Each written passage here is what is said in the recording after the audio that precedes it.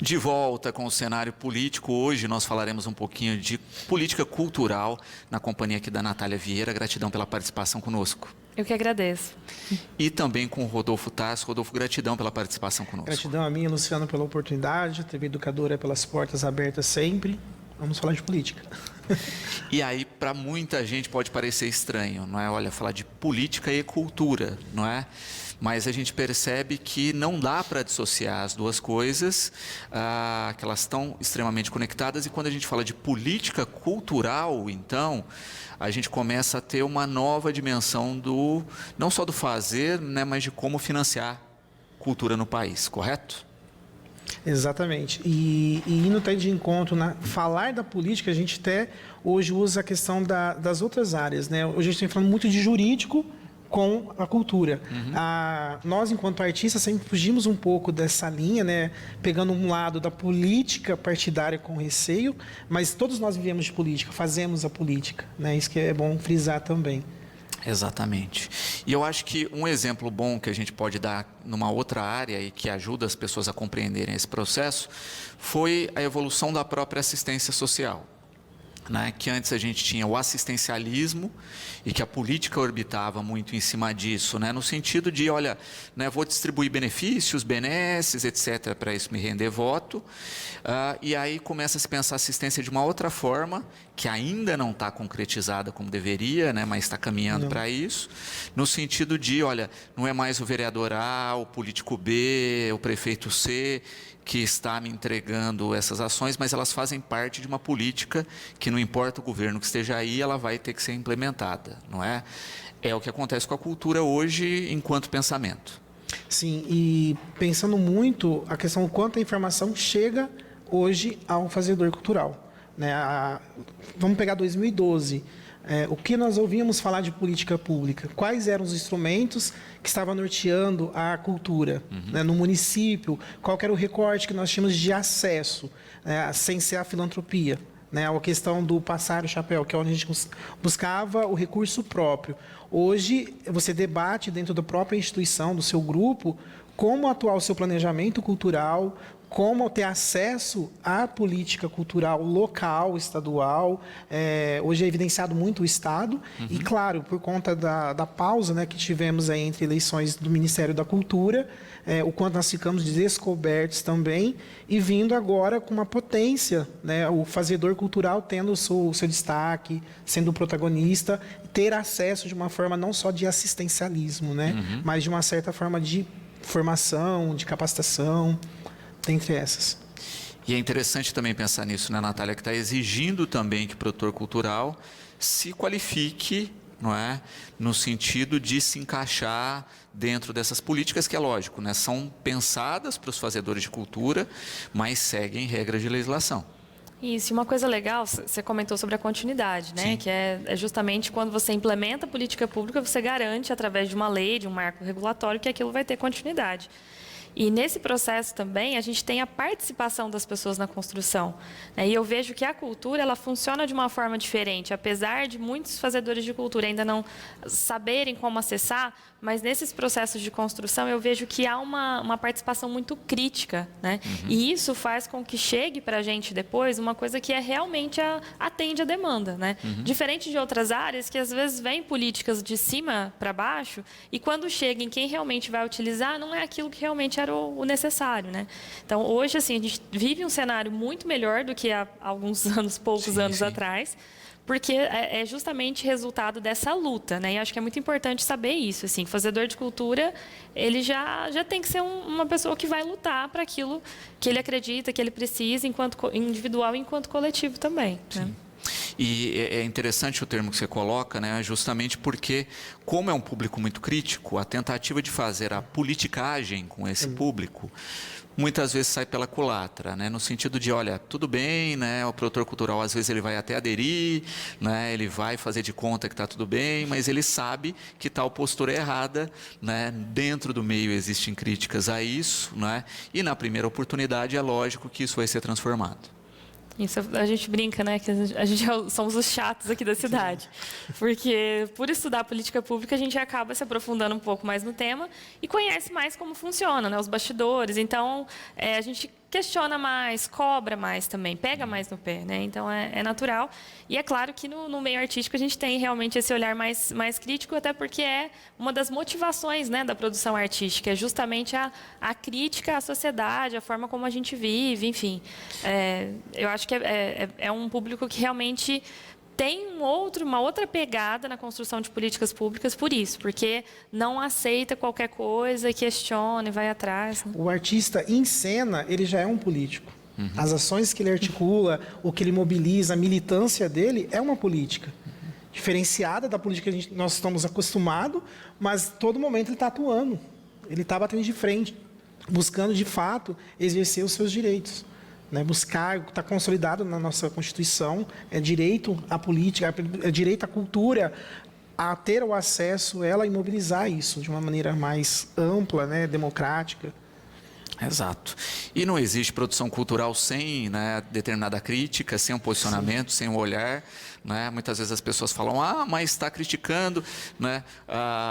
No passado isso não acontecia, a gente acontecia. Né? Você pega qualquer grande autor aí, teatral, qualquer grande músico, etc. Se você pegar o contexto da obra dele, com o período que ele vive, você vai achar vários pontos de crítica nessa obra. Né?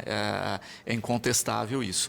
Mas é bacana também a gente pensar o quanto dessa construção das políticas públicas que o país tem hoje fizeram a via contrária que a gente tem nos outros programas, né? Que de fato foi uma política de baixo para cima, né? No sentido das conferências, né? Que quem construiu esse modelo existente hoje foram as políticas públicas, né? De baixo para cima, através das conferências. Sim.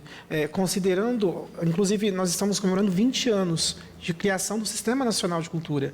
Então, que é justamente baseado nas conferências nacionais, municipais, a base do diálogo. Então, se criou um instrumento federativo para criar realmente uma proposta mais universal, que seja para todos, de uma maneira que eu olhe a cultura para toda a esfera, né, federal, ela é igualitária, com a mesma formação, a mesma base.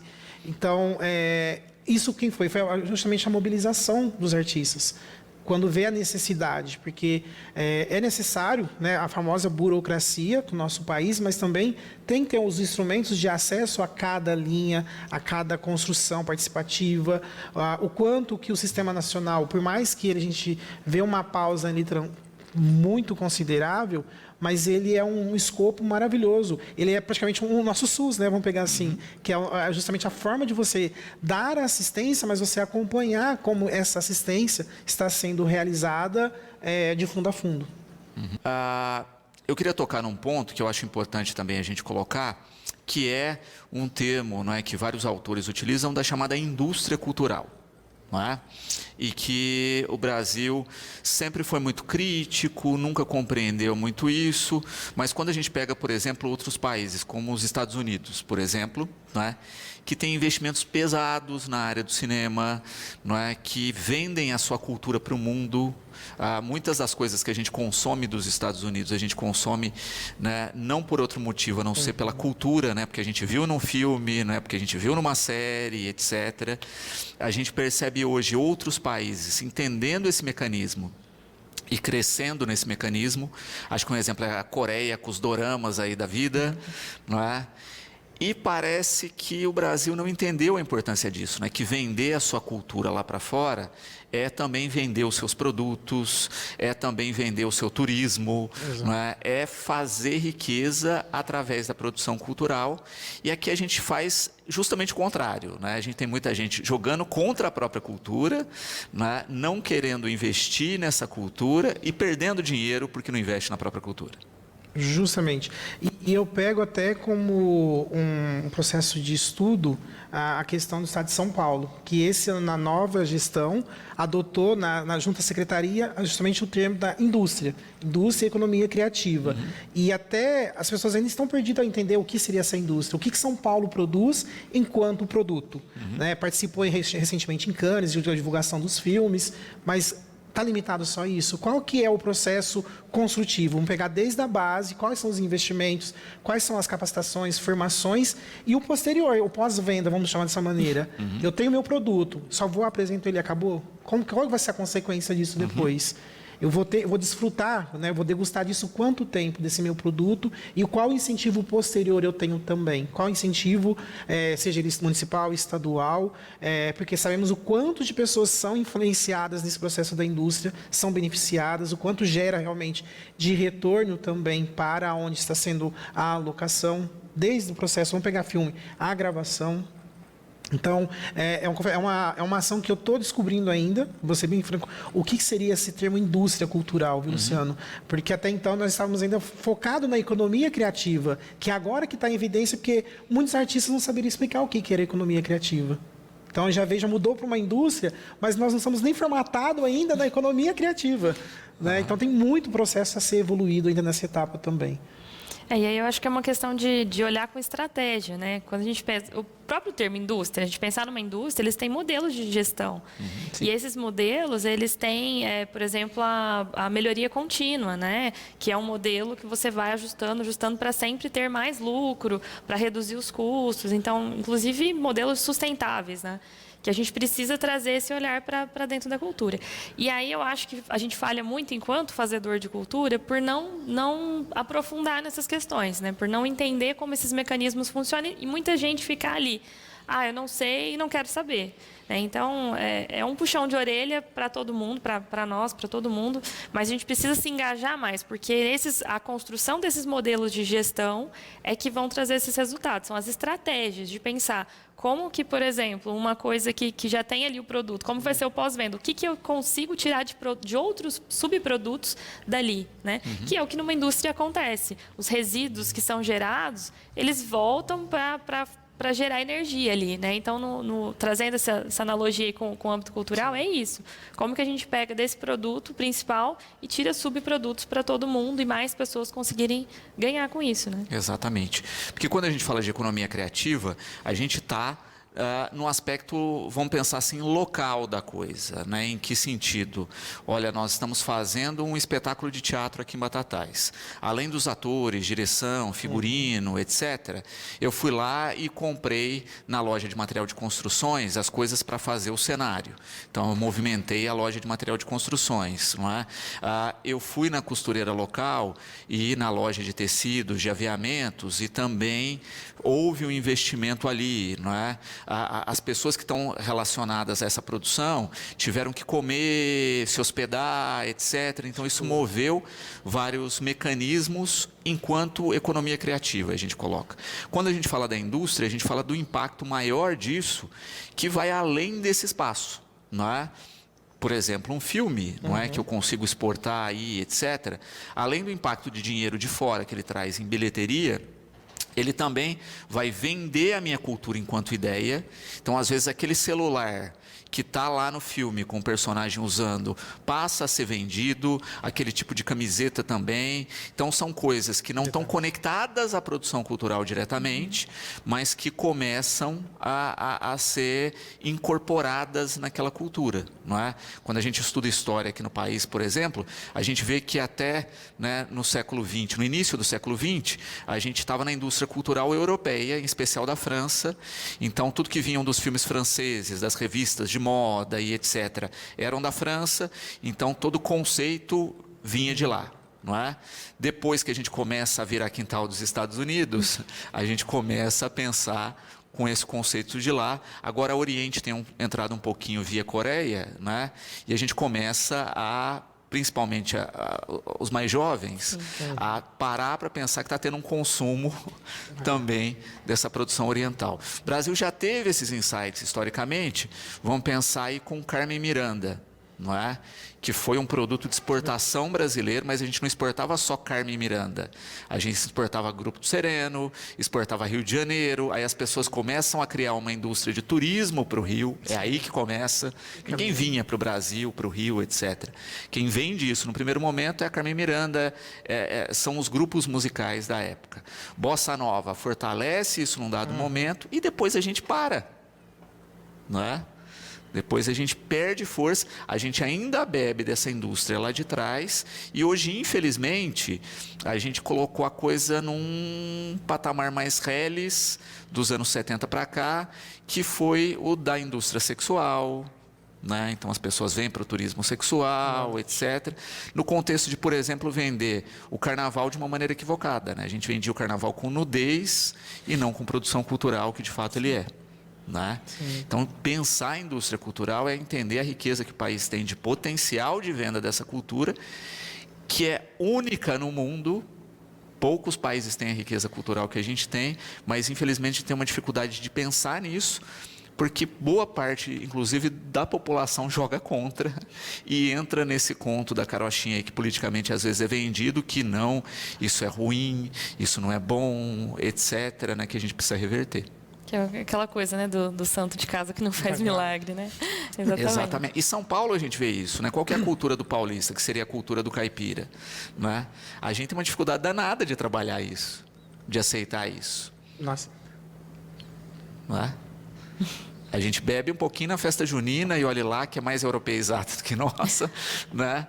Mas a cultura do caipira em si está aí em alguns pontos, mas ela ainda, né, às vezes é gourmetizada com o country, né, Barretos tem passado por isso, né, então quando você pega a raiz de Barretos mesmo, que é a queima do alho, que é, né, o evento mais raiz, ele está à parte da festa, né? A gente tem o country e o pop tomando mais conta da festa do que a raiz caipira, que é a tradição de fato da festa. E eu acho que entra um pouco uma questão de preconceito, assim, né, do local. E aí, como que a gente quebra essa barreira? É justamente com o investimento local. A gente teve aqui recentemente um evento multicultural, né, Filosofitas, que reuniu aí várias linguagens, diversos grupos, diversos artistas. E precisa acontecer mais espaços como esse para que as pessoas conheçam, porque muitas vezes a produção cultural local ela é de desconhecimento da própria população batataense, né? Então, fomentar esses espaços e fomentar que mais linguagens tenham, né, lugar de fala, lugar de acesso, é um dos principais pontos para a gente começar a entender o que é a nossa cultura e aí pensar o que eu falei, a estratégia de como transformar isso numa indústria, né? Dayana, parabenizando aqui pela temática e colocando uma questão, né, que a gente até discutia ao longo do intervalo, que é a dificuldade para alguns tipos de cultura entrar numa produção mais em massa. Né, a cultura tradicional. Ela coloca de fato isso, né? E tem necessidade dessas produções entrarem num ritmo mais industrial? Eu entendo que ela vai de acordo com a ação dela, né, com a demanda, que é justamente a conversa de bastidores. Com a temática dela, se ela é uma temática ou a ação que ela trabalha já é uma potência maior, vamos colocar nessa linguagem, ela sim caminha para a indústria. Agora, se não, ela permanece na economia ainda criativa, que acho que o espaço para todos há, né, e de acordo realmente com a sua tendência. Eu, pelo menos assim, como referência para mim, eu me baseio muito na questão do planejamento. Qual que é o meu planejamento? Curto, médio e longo prazo. Se até o meu médio prazo eu ainda estou estabelecido para curto, valor baixo, para projeções e produções menores, é eficaz ficar realmente na economia. Pensando mais no capital circulante e pensar também, Luciano e o Daiane, a indústria, o que você vai promover dentro do seu conteúdo, né? O seu produto, o que ele propõe de recursos, de perspectivas, dentro desse complemento. E acho que é também um efeito em cascata, né? A gente pensar que a produção que é mais local, ela fomenta que a indústria se concretize, né? Se você não tem um consumo nem local, nem regional de um determinado tipo de linguagem artística, de produção cultural, como que isso vai chegar num nível estadual, né? Num nível nacional, internacional? Então, precisa desse movimento menor. E aí, todas as linguagens vão participar desse movimento, ainda que o segmento fala, o meu segmento é, sei lá, artesanato, e não cabe numa indústria nacional, numa exportação. Mas, ainda assim, você participa de um contexto que pode, por exemplo, virar uma produção cinematográfica, né? Um documentário, e que vai vender essa ideia cultural lá para fora, né? Então, todos vão participar de alguma forma. E aí, uma coisa importante da pergunta da Daiane é a gente pensar, né, que o coletivo ele tem que existir. Para a gente realmente criar esse cenário de economia criativa, de indústria cultural, a gente precisa pensar um pouquinho no coletivo, né? No mestrado a gente estuda, né, o arranjo produtivo local. É uma coisa que até um grupo, na época do mestrado, um grupo que eu participei, a gente fez um estudo sobre batatais, que o artesanato aqui ele tem potencial para virar um arranjo produtivo local. como, por exemplo, Franca, né, que começou com pequenas produções e hoje tem muitas fábricas. Mas a gente precisa pensar nessa junção, né, e pensar como que eu contribuo aqui para um cenário maior, né? É essa chave que a gente precisa virar enquanto produção cultural, né, de pensar no local, mas se estendendo a algo maior. E direcionado também para a demanda, né? Que é o que você estava comentando, Natália, da produção local, mas analisar se a sua modalidade, sua categoria, ela tem demanda também para chegar e para atingir. Porque todos nós queremos que o nosso produto chegue, mas às vezes no local que eu estou não é aquela demanda propícia. Então não vai chegar nunca. Exato. Então é importante. E claro, tem categorias que tem, não é moda, mas é temporal, né? Tem época que está em destaque, está em evidência, e tem hora que ela não está mais. E aí que realmente cabe a questão de se pensar em uma política, de trabalhar junto com o conselho, ver o que pode fortalecer justamente no trabalho coletivo aí também. Exato. E também, não é, se a questão financeira não vai acabar com essa produção cultural, né? Eu dava um exemplo simples aqui, né, da questão de festas de reis, não é? Que a gente tem tradicionalmente as festas num período do ano, mas que a produção da festa de reis, ela levava o ano todo. Como, né? Eu passava nas fazendas, levando a bandeira, me apresentava, aí isso gerava doação de um porco, de um frango, de um recurso, etc., que ao longo do ano todo juntava para realizar a festa. Quando eu passo a ter uma outra fonte de recursos que chega lá e só banca a festa, e eu não tenho essa passagem da bandeira com continuidade ao longo do ano, às vezes o meu filho, o meu neto, que acompanhava esse ano todo e que ali ele aprendia a tocar o instrumento, ele decorava a canção, etc., ele não pega isso, e aí depois eu não sei por que as festas estão acabando, não é?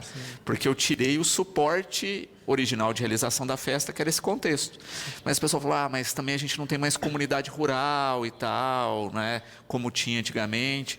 Então eu tenho que criar outras maneiras de suprir isso, de criar ações ao longo do ano todo que deem essa rotina para o sujeito aprender, né, o que é. Isso é um exemplo, né, a gente consegue ver em várias ações. A fala da Natália nas oficinas que a gente nas aulas que a gente acaba tendo durante o mestrado, trabalhou muito isso. A gente levei como exemplo o Batatais, a nossa cultura no carnaval. O não fazer é uma política, né? E as consequências que o não fazer traz justamente isso, é a quebra da tradição, é a quebra de construção da continuidade, inclusive, de formação de novos oficineiros, pessoas voltadas, novos artistas mesmo, fazedores culturais.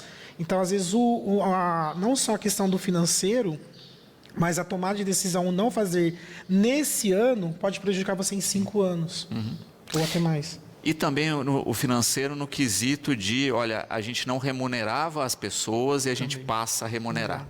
Né? Exato. E que gera um conflito interno que por que fulano é remunerado e eu não, né? E acaba colocando abaixo uma estrutura que vem de muitas décadas pelo voluntariado, pelo fazer pelo amor, etc., né? Então também isso acaba sendo um entrave do pensar o futuro. Sim, e pegando ainda, nós estamos no interior. Quando isso vai para uma capital, você tem um sindicato da sua categoria que te ajuda a ter um valor a se cobrar, a uma tabela específica, e no interior parece que não se segue isso, né?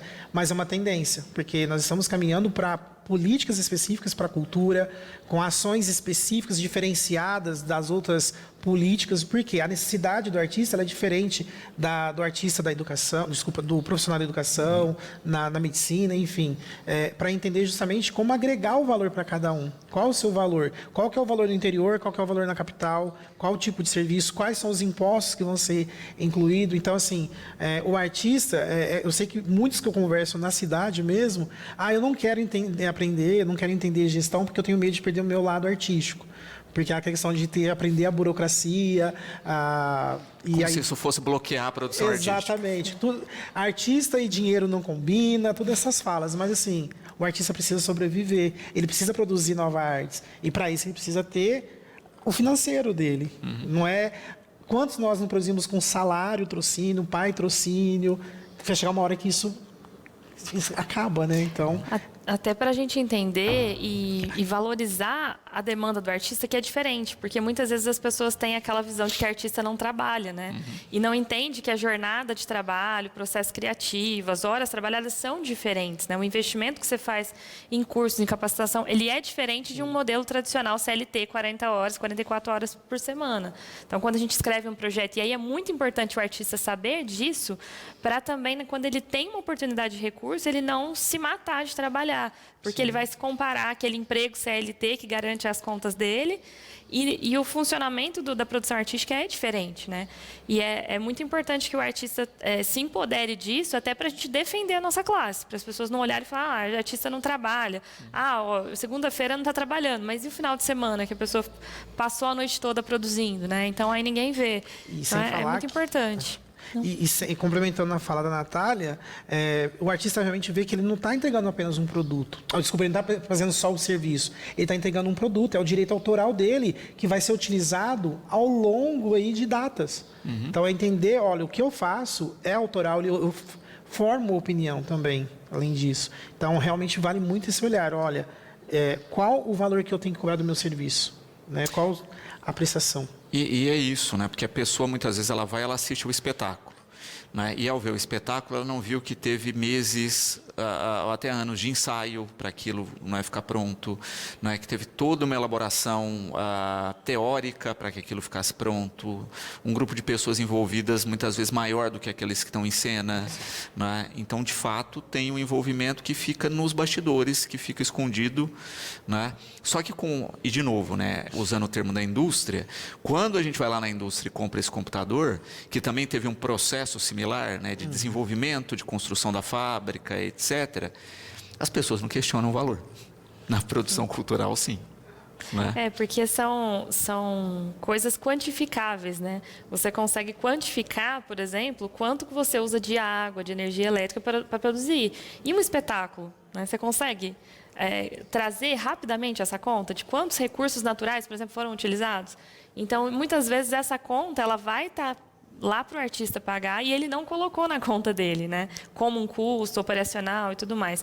Então, assim, eu entendo o receio de alguns artistas dessa mercantilização, né? De transformar tudo, de pegar o modelo capitalista e trazer para a cultura, que seria muito ruim, mas, ao mesmo tempo, a gente precisa ter esse olhar de oportunidade, de estratégia, de pensar um pouquinho como uma indústria para benefício próprio, né? E pensar que, como você falou, é o produto, é uma cultura, é um legado, é um ensinamento que eu vou deixar. E isso, muitas vezes, é difícil da gente precificar, mas precisa.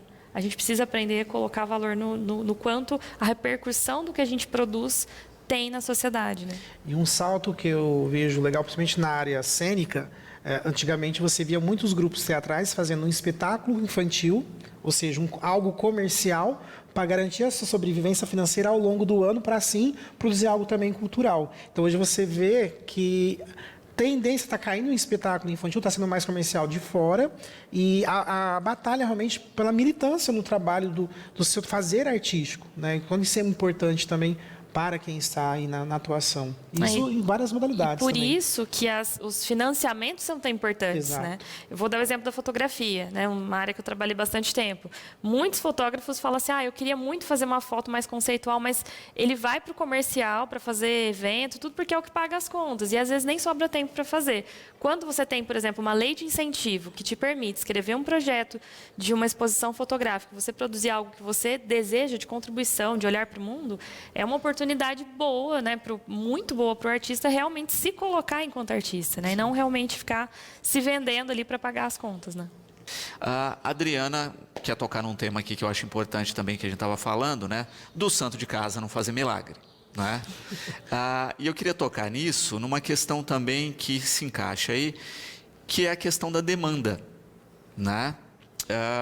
Porque também é uma outra faceta aí que a gente tem que pensar das artes, que é, de fato, não é? Às vezes a arte que eu produzo não toca as pessoas que estão à minha volta, mas tocam pessoas que estão distantes. E tudo bem isso. né? Eu não posso querer impor a minha produção artística para quem está à minha volta. Isso acho que a gente tem que ter também clareza. Mas, de certa forma, a questão mais global hoje deu um pouco disso, né? De, olha, às vezes aqui eu não consigo, né, chegar nas pessoas, mas em um lugar que eu nem imaginava, né? Então a gente vê um monte de japonês tocando pagode, né? Como, né? É difícil compreender isso, mas acontece, né? Ter a possibilidade hoje, em especial com a circulação, enfim, né, de quebrar a barreira do local, fazer essas pontes. Então. Sim, a questão da fala da Adriana, de demanda, eu circulando agora para a aplicação da Lei Paulo Gustavo, em algumas cidades, nota-se muito isso. O quanto tem cidades que predomina mais o segmento musical ou o segmento mais dança. Não, aqui não adianta pôr esse nicho que não adere, realmente não tem, o público não tem interesse, de fato. Então, eu falo que o diagnóstico, o mapeamento local é sempre o ideal, independente do poder público, mas também do gestor cultural, do produtor cultural, de mapear a sua região de atuação. A perspectiva de trabalho também é importante, porque ele vai ver o público que ele vai estar ali para ter acesso, como vai ter esse acesso. E pegando um gancho aí até na sua fala, Luciano, desse diagnóstico, dessa demanda, eu acho que ela ainda é muito voltada pela faixa etária também. Porque nós temos uma demanda muito tranquila quando é infantil, e o porquê não tem uma demanda para o adulto? Qual a temática que hoje é convidativa ao adulto? Qual é esse olhar? Qual o olhar até a temática, por exemplo, de um espetáculo? É mais feminino, é mais masculino? O que está ocorrendo nisso? Então, tem que ter essa sensibilidade, esse olhar, essa política, esse olhar para a companhia. Então, é uma política interna que eu acabo citando, da própria companhia, do próprio órgão aí na atuação. É importante também essa questão da formação de público, é experimentação também, né? A gente não tem como saber se aquela linguagem tem adesão ou não, se não experimentar. E experimentar não é assim, eu fiz vou falar de espetáculos, né? Fiz uma apresentação, não deu público. Onde você fez? Qual era o dia da semana? Qual era o horário? Né? Tentar entender as pessoas, porque a gente lida muito com as barreiras das pessoas. Por que as pessoas não chegaram? E aí, quando você vai quebrando essas barreiras, você começa a entender, não, realmente aqui não tem público. Ou, não, se eu fizer algum ajuste na linguagem, se eu fizer um ajuste na temática, se eu fizer um ajuste no horário, no local, eu vou conseguir atender a demanda. Né? Então, é estudo. Né? Tem que ser um pouco pesquisador também. Eu entendo a importância de ter sempre em um ambiente aí a formação de público. O quanto ela é importante desde a da criança, de fato, essa formação, para você ter como aplicar esses diagnósticos e melhorar cada vez mais o fluxo e a circulação e a produção também, né? E é bacana vocês colocarem isso, porque também eu vejo dois polos aí, né? Que é a demanda de produção, que necessariamente às vezes não é a demanda de consumo, não é? Então, olha, a tal cidade produz muito dança, não é? Mas a cidade não consome dança, no sentido assim, olha, trouxe um grupo de fora para se apresentar, nem quem é dos cursos de dança vai assistir, não é? E aí quando você fala assim, mas teve apresentação de dança e lotou, com quem? Com a família. Exato. Não é? Então, de fato, a gente tem um público que de fato admira e que vai ver aquilo, não é? Me lembro de um trabalho bacana do professor Hamilton com o Escola Tem Concerto, não é? Que era levar a música para dentro da escola, mas não só enquanto uma apresentação, mas uma apresentação que contextualiza aquela música, uma apresentação de formação de público, né? Que as pessoas, quando forem assistir da próxima vez, não vão só ouvir, mas vão ter informação suficiente para discutir sobre aquilo, como, né, normalmente a gente faz de uma maneira mais rotineira, depois que assiste um filme, depois que vê uma série, depois que vê um espetáculo. Né? É dar ferramentas de formação para o público também depois entender o que viu. É super importante a gente pensar no aspecto educacional que a produção cultural tem.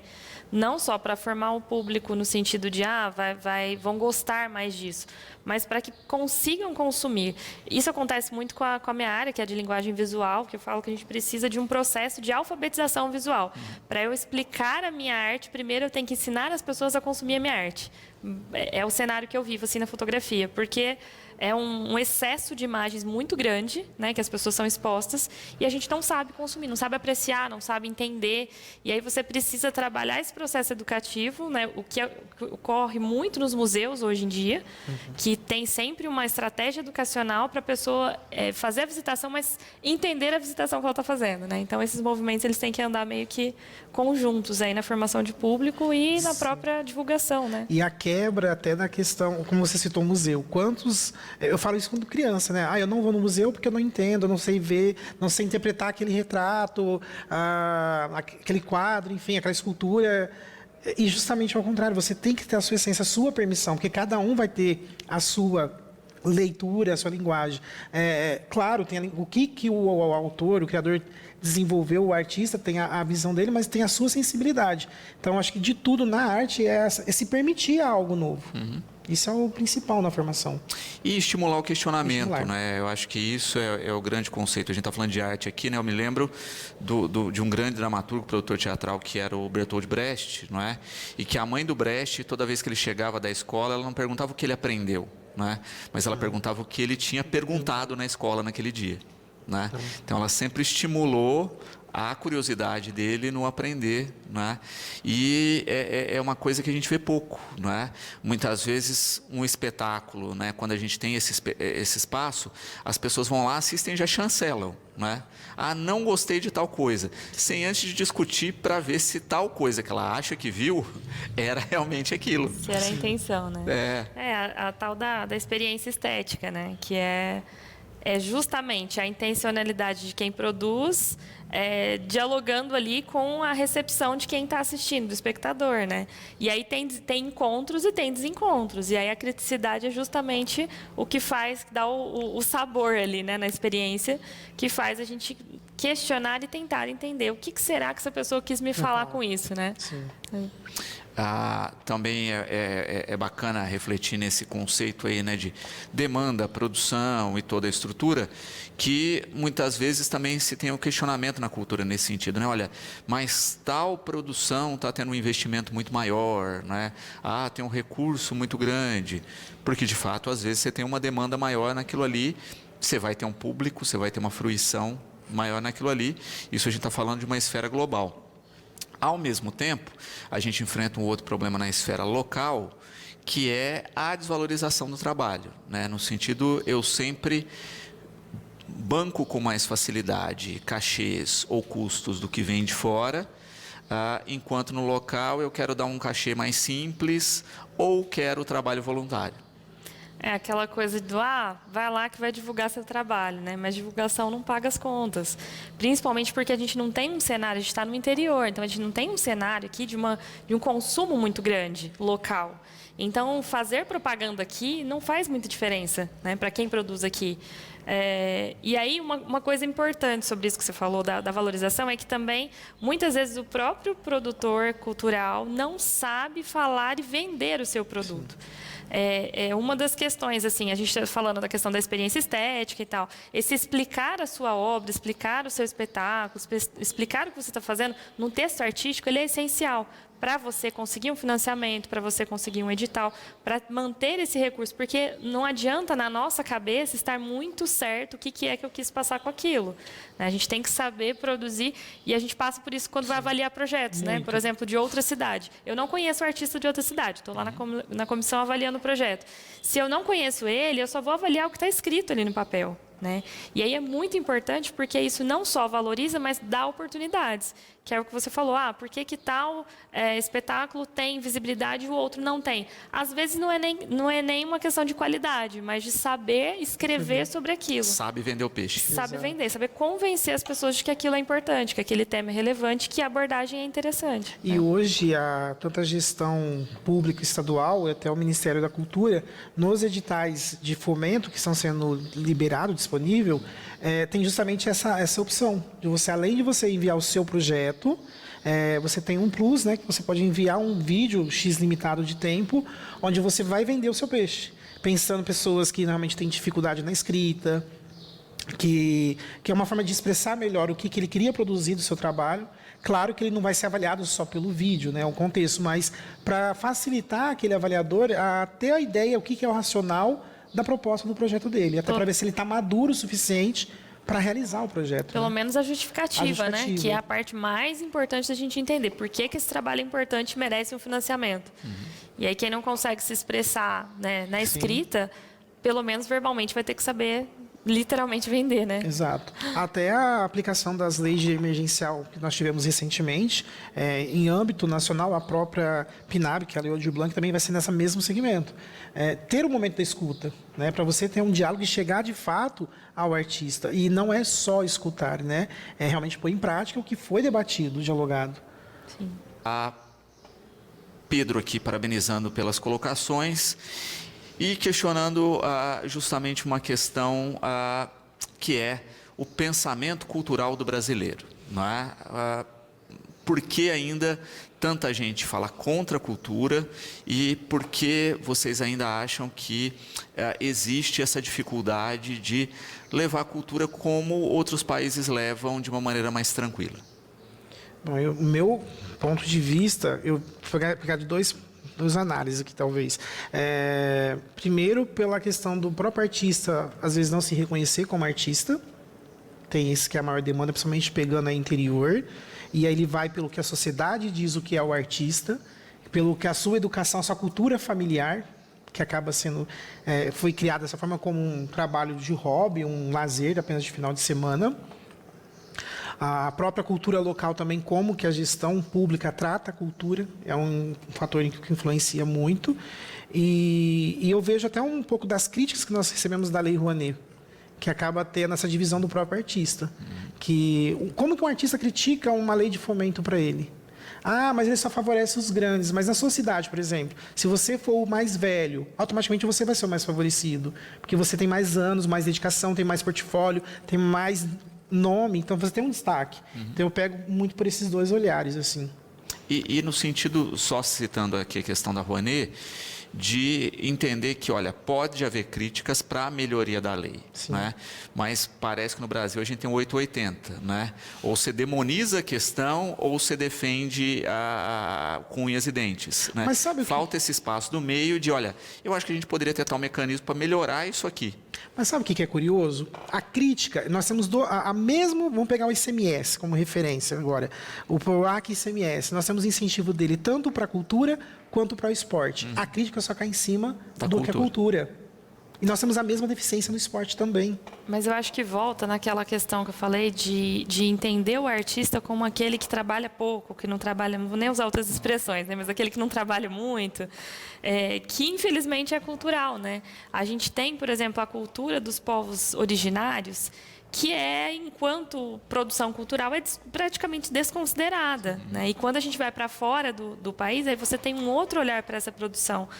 Então, é um processo, assim, eu não sei explicar por que acontece, não sei dizer assim, por que isso acontece. Acho que todos os pontos que o Rodolfo colocou realmente influenciam nisso, mas eu ainda acho que cai um pouco no artista, né? Nessa necessidade, não como culpa, não falo isso como culpa, mas na necessidade que a gente tem de se informar mais, de se munir de estratégias, de ferramentas, né? Então, quando a gente sai, né, eu venho assim, de um contexto de 9 anos de servidora estadual, pública estadual, e exonerei meu cargo para focar mais no meu trabalho com educação ambiental e cultura, né? Então, assim, não é fácil, você passa perrengue, as pessoas acham que a gente não trabalha, mas assim, hoje eu tenho que ficar o tempo inteiro atenta, porque todo dia parece que tem um edital que eu posso me inscrever, e aí eu tenho que correr, escrever projeto, é sempre assim, a toque de caixa, é sempre muito rápido, né? Então, existem muitas oportunidades, mas o artista precisa entender que ele vai ter que acessar isso de alguma forma, ele vai ter que buscar esse conhecimento. E esse próprio processo, eu acho que gera esse reconhecimento maior, porque é uma forma de profissionalização. Eu acho que isso não tira o mérito cultural, o mérito artístico de ninguém. Pelo contrário, você se profissionalizar, você vai ter mais condições de trabalhar mais e melhor, né? E tirar esse rótulo de que artista não gosta de trabalhar, né? É o principal. E pegando um gancho até na questão enquanto artista, vinculando a gestão pública, principalmente quando o município é pequeno também, a gente sabe que tem, às vezes, o receio de fazer uma crítica, de começar a perguntar de oportunidades, então ter essa quebra e ter o momento da voz e fala assim, e pegando um gancho da profissionalização, que é muito dito nas prefeituras, principalmente de pequeno municipal, eu não te contrato porque você não está profissionalizado, porque você não tem isso, você não tem documentação. Mas qual a sua documentação? Qual o tipo de capacitação? Qual a orientação é ofertada durante o contexto aí do ano cultural da cidade? E nós pegamos o próprio governo federal. A cada ano ele elimina uma modalidade artística, como o MEI, que é a primeira maneira de se profissionalizar. Por que a maioria das atividades que são excluídas são da classe artística? E aí o medo da militância ocorrer. E quando deveria ser o contrário, né? Você deveria ter um MEI para artes e ponto. Exatamente. Né? Facilitaria a vida de todo mundo. Artes, ponto, independente da linguagem. Né? Mas também a gente acaba vendo um contexto, não é? Vou dar um exemplo prático que a gente vivencia aqui no município. Houve um período de capacitação em que gerou formação de pontos de cultura, etc., e que a gente viu o salto possível disso, e isso também, de certa maneira, inverte a política cultural. Em que sentido? Não é? A partir do momento que você tem essas estruturas profissionalizadas, o poder público passa a depender das estruturas para fazer as ações. Não é? E isso é muito chave na política cultural, porque ela inverte a direção, né? E o Plano Nacional de Cultura pensa muito nisso, não é? Que daqui a pouquinho, criando o fundo, você tendo recurso, tendo ação, a política não parte mais dos políticos, mas parte do grupo cultural. Sim. Essa formação, a própria sociedade civil, ela que vai construir, né?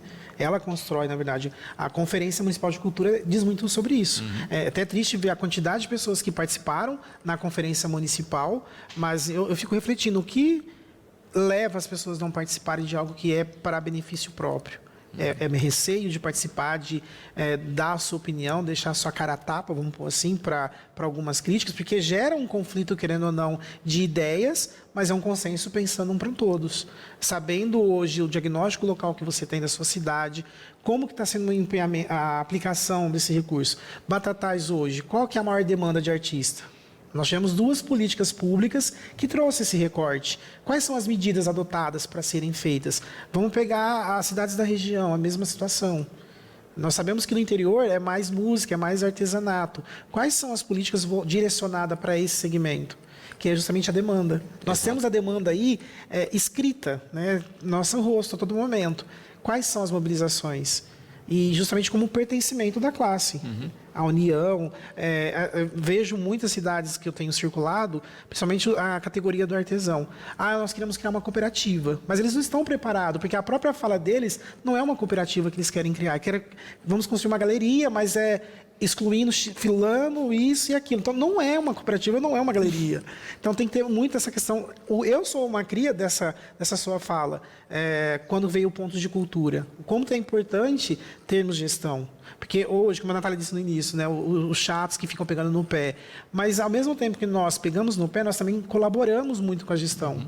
Então, não é só a crítica. Porque também nós conseguimos ver o quanto a gestão consegue fazer de evolução. Cada um tenta trazer um pouco a mais. E esse um pouco a mais vai crescendo. Mas o que não explodiu mais ainda? É o próprio artista que também está faltando vir. E o que falta para esse artista vir? Esse é um questionamento aí também. E fazendo também um contraponto, né? O quanto os momentos de construção reúnem pouco e os momentos de editais reúnem tanto. Sim. Né? Então, quanto, infelizmente, o pensamento na classe artística ainda está individualizado. E quando também muitas vezes a gente traz a discussão à tona e que os pedidos e as demandas não são coletivos, são individuais. Eu lembro que numa das falas que nós tivemos da oitiva da Paulo Gustavo, tinha um grande público no Teatro Municipal e eu lembro que, não sei se foi a Natália ou foi eu, ou a Joyce, me recordo, que citou muito a questão, vamos tentar usar mais o fomento, né? Porque o artista ele quer produzir, mas depois muitos falam assim, não, mas premiação é melhor, porque é mais confortável, porque é só documentação. Mas no final, depois, todo mundo queria produzir. Então, assim, talvez um entendimento que faltou ali no momento para entender o que era premiação e fomento, capacitar para aquilo.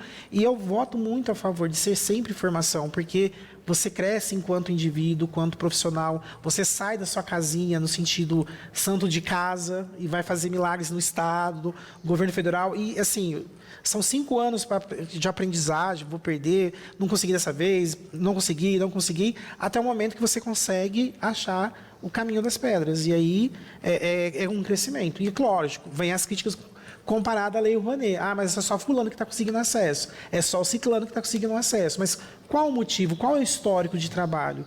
Qual que é o tempo de gasto? Eu lembro que na Paulo Gustavo nós fizemos quantos diálogos, mas quanto tempo de estudo para aplicar ela na prática.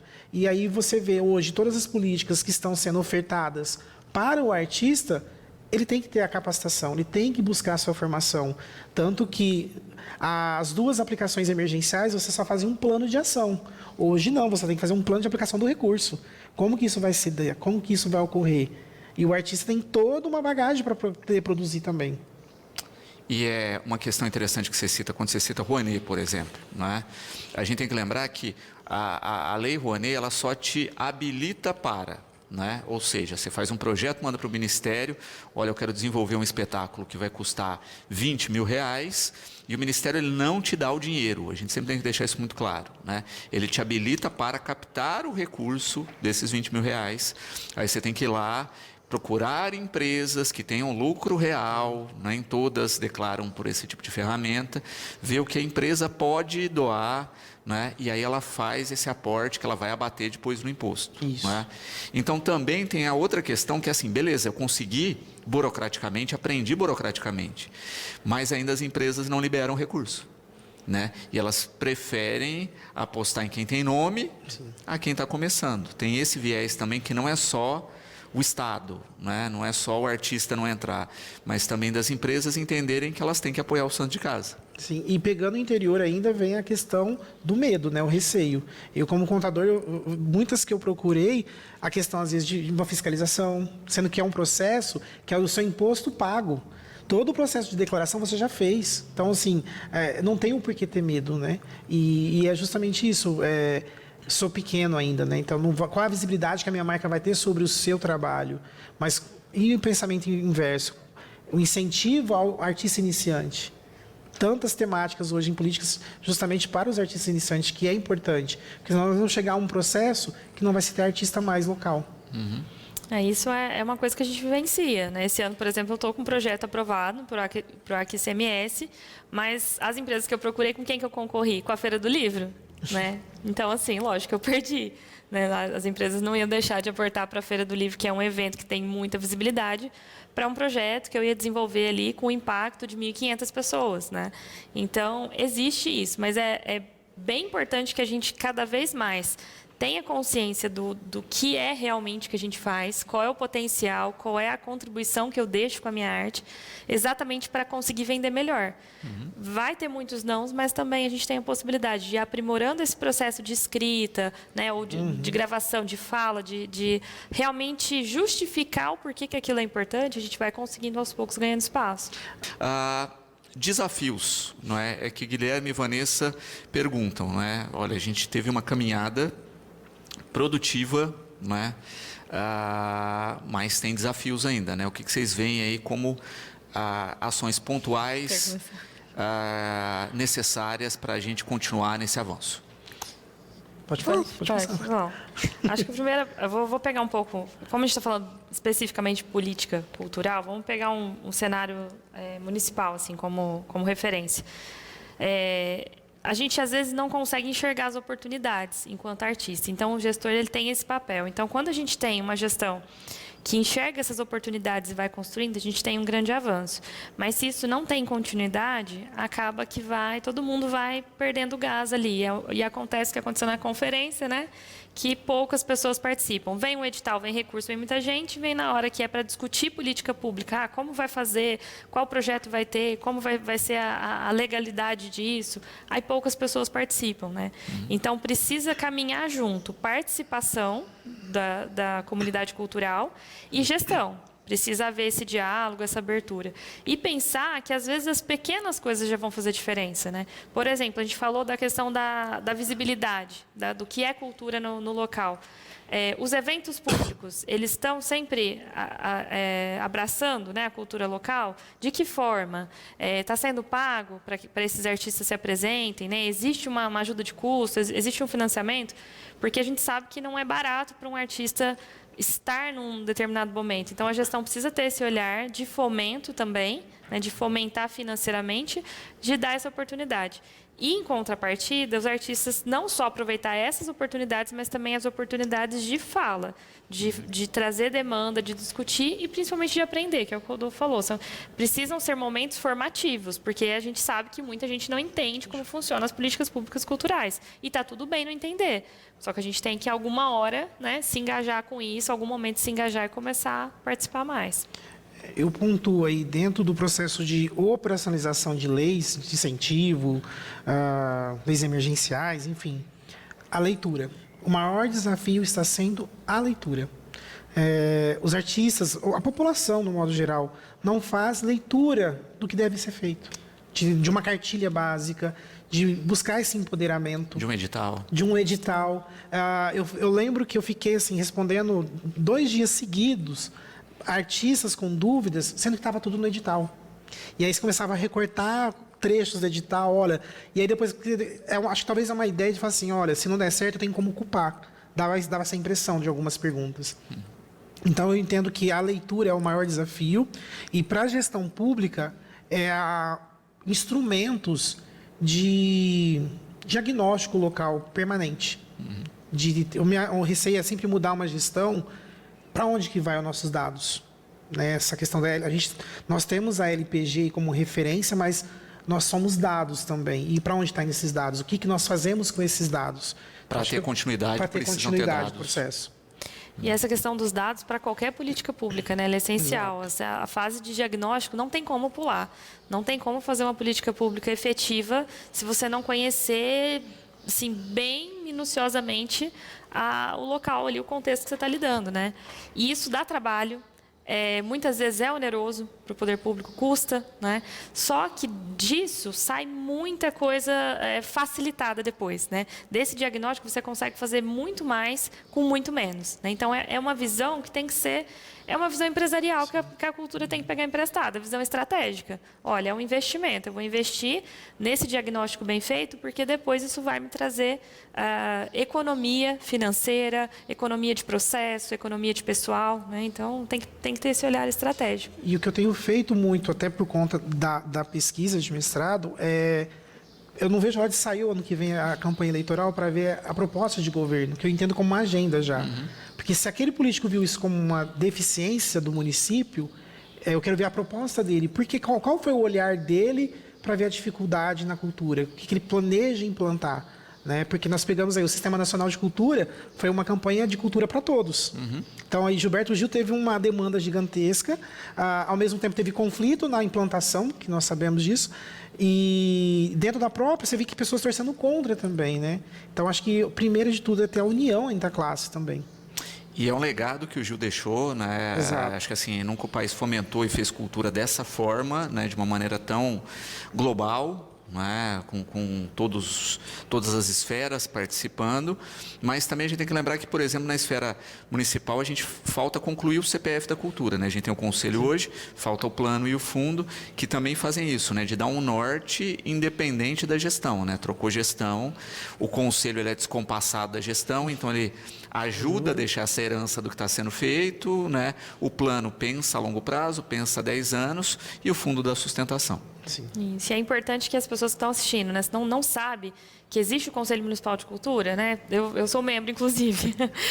Precisa saber quem são as pessoas, isso foi publicado em Diário Oficial, tem no site da Prefeitura, mas precisa saber quem são, até para recorrer a essas pessoas como primeiro contato, primeiro canal para demandas, para críticas, para sugestões, enfim, para qualquer diálogo aí com o poder público. E o segundo passo é participar dos movimentos que a gente faz, né? As oitivas da Lei Paulo Gustavo, a Conferência Municipal de Cultura, o momento de construção do plano, que ele deve ser coletivo, ele deve ter contribuições de todo mundo.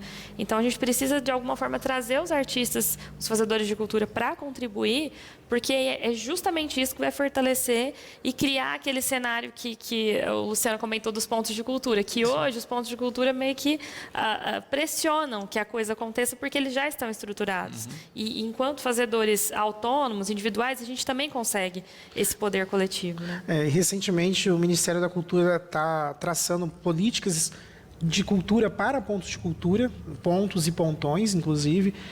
Tem edital recentemente lançado, mas o que é importante ressaltar, pelo menos em nível estadual, né, Estado de São Paulo, eu participei como avaliador de projetos para a cultura viva, e o que é muito visível, né, pessoas como ponto de cultura, você vê que buscou o recurso, mas ele só teve a sua autodeclaração como ponto de cultura. E você vai ver ao fim, qual é o histórico dele, ele era MEI. Então, o MEI, ele tem finalidade lucrativa. Então, ele não pode ser um ponto de cultura. Ponto de cultura você pode ser apenas uma associação sem fins lucrativos, um coletivo. Porque se você vincula o fins lucrativos, você perde a característica do projeto, do programa. Então, a crescente o boom que está tendo agora, novamente, por conta do retorno do MINC, é muito grande em ações para pontos de cultura. Mas é uma sinalização que nós fizemos na Câmara, na última sessão de audiência pública da cultura. Fiz uma pergunta aqui, justamente, qual que é a proposta do governo local para os pontos de cultura? Porque nós temos que pensar, ponto de cultura é um coletivo, não é um artista, são vários artistas envolvidos. Não existe ponto de cultura de um artista só. Exatamente. Então, é um impacto gigantesco e automaticamente tem muitas pessoas que usam desse produto, são beneficiados desse produto ou serviço, né? E é necessário ter um reconhecimento de pontos de cultura local. Isso é importante também, não só. Nós temos no Estado. O Estado de São Paulo fez recentemente, 2017, 2018. E anualmente ele publica editais com premiações. Mas e o município? Até porque isso tem que ir para o Plano Municipal de Cultura. Então, nós estamos tendo uma crescente aí de associações, de coletivos querendo ser ponto de cultura. Mas e a permanência como ponto de cultura? Porque o território já tem um potencial de participações, mas o ponto de cultura ele tem uma política de trabalho, ele tem um objetivo diferente, um objeto de ações totalmente diferenciado de um território. Ele vai funcionar como uma instituição, né? Então tem que pensar como uma instituição, não tem como pensar só pontualmente naquele recurso que vem naquela determinada época do ano. Tem que pensar ao longo do ano, né? O que vai ser construído. Sim, até porque ele segue a mesma base de uma entidade de terceiro setor. Que uma empresa comercial ela não tem prestação de contas, mas uma entidade de terceiro setor ela tem prestação de contas.